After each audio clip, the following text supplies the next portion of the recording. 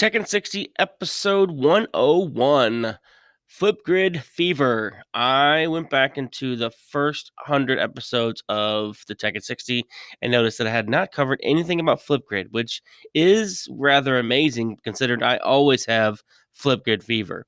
So as you can tell in the upper right-hand corner of this particular episode, it's a series, one of 7 as of right now. I may add more as I get into it. So we got 7 different Flipgrid videos coming your way. I won't do them all in a row just so we have a mix and match of different resources.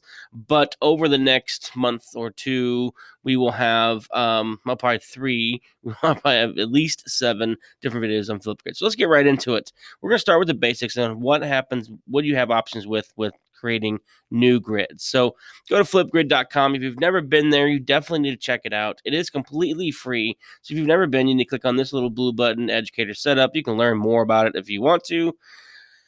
I've already had a login, so I'm going to click on Educator Login.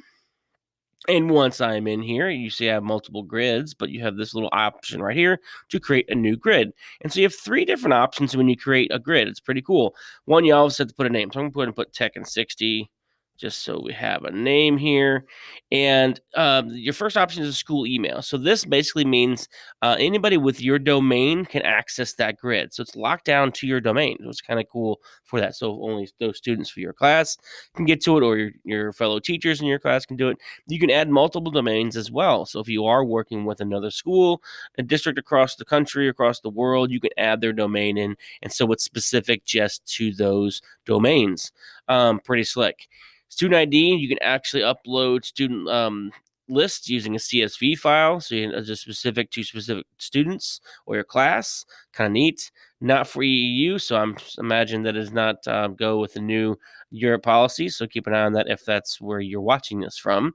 And then the public and PLC option is pretty cool too, because it's obviously open to the public. That's the name, public and PLC. You can adjust this whatever you want, but as long as it's available. But when I go next, you see here I have the option to actually turn on a password. So even though it's public and PLC, I can have it locked down to whatever I want to make the password to, and then pass that, give that out to the folks that I really want. And so that's kind of neat to have that option there. If I go in the school side and click next, you see that I only have the option to put in what are the domains in which I'm adding. So it's not password, but it's domain specific. So 2 options there to make it secure.